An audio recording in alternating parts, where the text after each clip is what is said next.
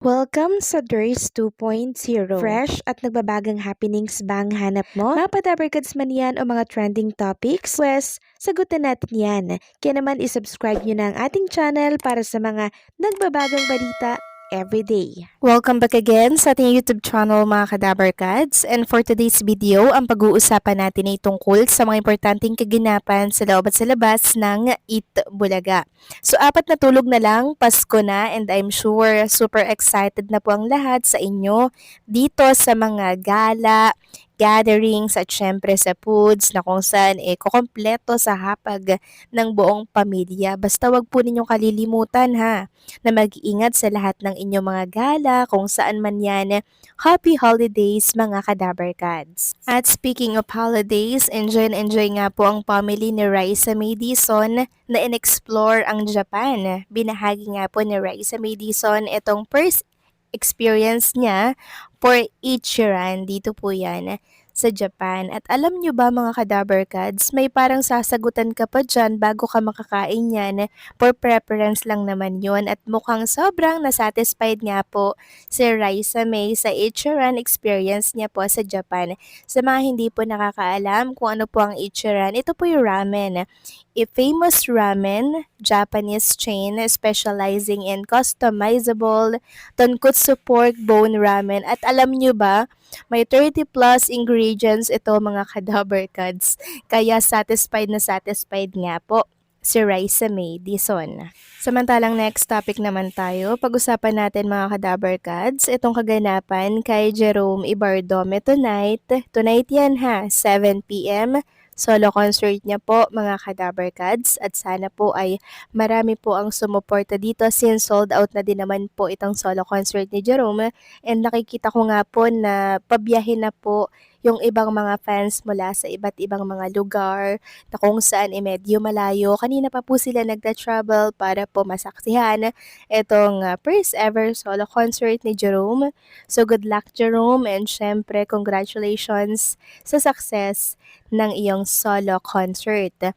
Samantalang si Jane Jordan Avina naman ay fully booked mga kadabarkads ngayong December. Kabi-kabila po ang kanyang mga offer sa iba't ibang mga party and syempre celebration. Congratulations din sa'yo, John Jordan Abina. Kahit na ikaw ay hindi namin nakikita sa Itbulaga, syempre naging parte ka pa rin naman ng clones or the clones ng Itbulaga. Kaya hindi ka namin makakalimutan. Samantalang next topic naman tayo, pag-usapan natin mga kadabarkads, ang tungkol naman po sa naging performance sila Bossing Big Soto and syempre ni Rowell at singing queen KZ na kung saan trending ngayon at pinag-uusapan po sa mundo ng social media. Sabi nga po nila, sana daw ay magkaroon po ng part 2.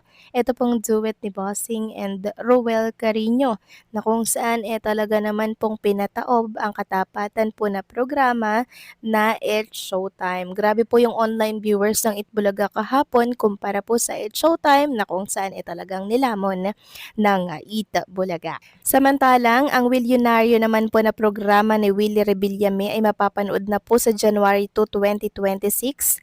Siyempre, prime time po yan at mapapanood sa TV5. Sabi nga dito, inanunsyo na ni Kuya Will sa live stream ng kanyang maagang pamasko sa kanyang mga taga-suporta na mapapanood na ang Willionario sa prime time ng TV5 simula January 2026. Pero wala pang malinaw na oras kung anong time slot siya. But expected na mga taga-subaybay nito ay 8 p.m. dahil yon ang slot na mababakante ng ABS-CBN para abangan natin ang opisyal na announce patungkol sa time slot. Minabutian niyang hindi mo na ituloy ang unang anunsyo na pag-launch sa December 21, 2025 para sa mas malaki at pinakamagandang studio po sa Mandaluyong City.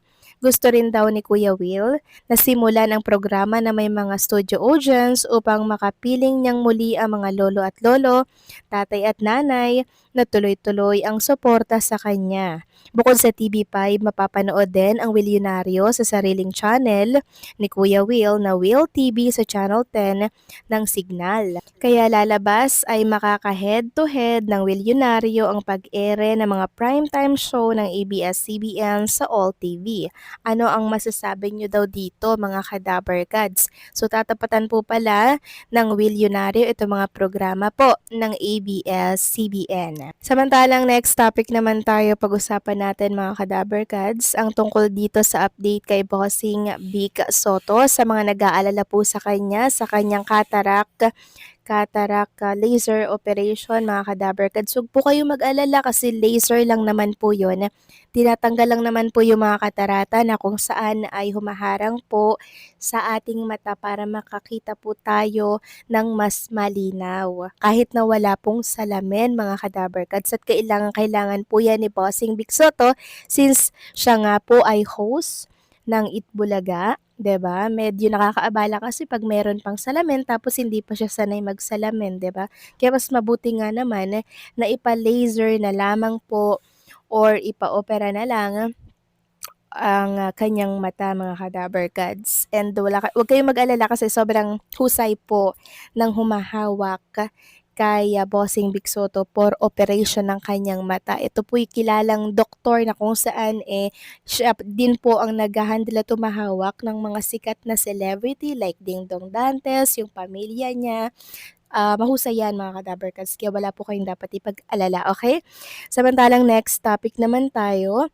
Pag-usapan natin mga Kadaber Gods ang nangyari po sa isang Itbulaga host, sa bahay ng isang Itbulaga host na kung saan ay nagliyab po yung kanyang malaking ribbon dito sa antipolo. Umusok talaga siya mga Kadaber Gods. So pwedeng maging sanhi yun ng sunog. Mabuti na lamang po at may isang kapitbahay na kumatok po at pinagbigay alam na umuusok, nagliliyab, nag-aapoy yung ribbon na ginawa po ni Paulo Ballesteros. So sabi po ng kapatid ni Paulo Ballesteros, pagkatapos daw po maghapunan at magkwentuhan, may pumuntang kapitbahay daw sa kanila kagabi. Tapos sinabing yung ribbon daw umuusok. So ito po yun mga Kadaber Gods dahil salamat po sa kapitbahay namin na kumatok, maagamang nag-retire ang green laso ng antipolo, ligtas at sama-sama pa ring magpapasko. Thank you Lord sa pag-aadya sa aming pamilya. So mabuti na lang po talaga at may concerned citizen na pumunta po sa bahay ni Paulo Ballesteros para po ipagbigay alam nga po yung nasusunog po na laso. Kasi kung hindi po yan maapula, syempre masusunog po ang buong bahay ni Paulo Ballesteros at ang worst pa dito, may madamay po na mga kaanak ni Paulo Ballesteros. Mabuti na lamang po at pinag-adya po si Paulo at ang buong pamilya ng Diyos. Sama-sama pa rin po silang magpapasko ng masaya at ligtas mga Kadaber Gods. Kaya kayo din po mga Kadaber Gods, stay safe din po at huwag niyo pong kalilimutan i-check yung inyong mga Christmas light dyan kasi po yan po talaga yung isa sa mga pinagsisimulan ng sunog. Happy holidays mga Kadaber Gods. God bless po sa inyo and syempre mag-iingat po kayo palagi. So paano hanggang dito na lamang po ang update ko. Maraming salamat sa patuloy po na pagsuporta at pagsubaybay sa DIRS 2.0.